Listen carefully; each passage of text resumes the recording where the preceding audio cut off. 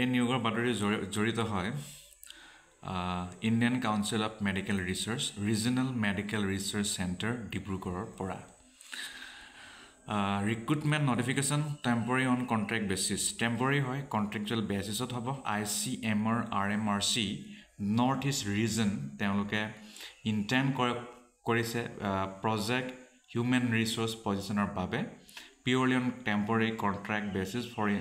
for its short-term research project being undertaken ICMR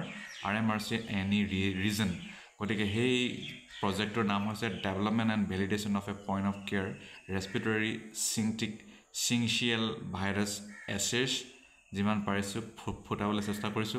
venue of walk-in interview ICMR RMRC ডিব্ৰুগড়ত হ'ব 18 মাৰ্চৰ দিনাখন হ'ব আৰু প্ৰজেক্টৰ পজিশনৰ নামটো হৈছে প্ৰজেক্ট টেকনিক্যাল সাপোৰ্ট 3 এটা পোষ্ট EWS ৰ বাবে এসেনশিয়াল কোৱালিফিকেশন হৈছে 3 বছৰ ৰেলেভেন্ট সাবজেক্টত বা ফিল্ডত এক্সপেৰিয়েন্স প্লাস আপোনাৰ গ্ৰেজুৱেচন নহলে পোষ্ট গ্ৰেজুৱেচন কৰিলে হ'ব আৰু ইঞ্জিনিয়াৰ হলে ITCS ফাৰ্স্ট ক্লাস 4 ইয়াৰ গ্ৰেজুৱেট প্লাস 3 ইয়াৰ এক্সপেৰিয়েন্স বুলি কৈছে ডিজায়াৰেবল তেওঁক ধৰা হ'ব যি যাৰ কম্পিউটাৰ জ্ঞান আছে আৰু যাৰ ৰিসাৰ্চ এক্সপেৰিয়েন্স আছে in the field of health science consolidated emolument per month 28,000 plus HRA পাব 2 নম্বৰ চাকৰি নামটো হৈছে project technical support 2 আৰু এই পোষ্টটো খালি ST ৰ বাবে 12 pass plus diploma MLT DMLT engineering plus 5 years experience in relevant subject BSc in medical laboratory technician of desirable বুলি ঘোষণা কৰিছে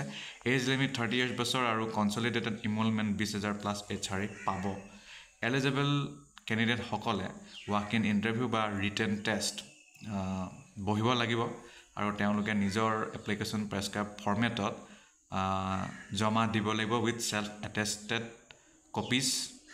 তাৰ বাহিৰে 10টা 10:30 বজাৰ আগে সকে ডিলে ছিলে হলে গ্ৰহণ কৰা নাযাব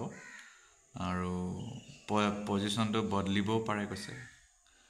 তাৰ বাহিৰে আৰু বিশেষ কথা কোৱা নাই ডাইৰেক্ট ইন্টাৰভিউতে সকলো তথ্য হ'ব ডাইৰেক্ট তাত গলে হ'ব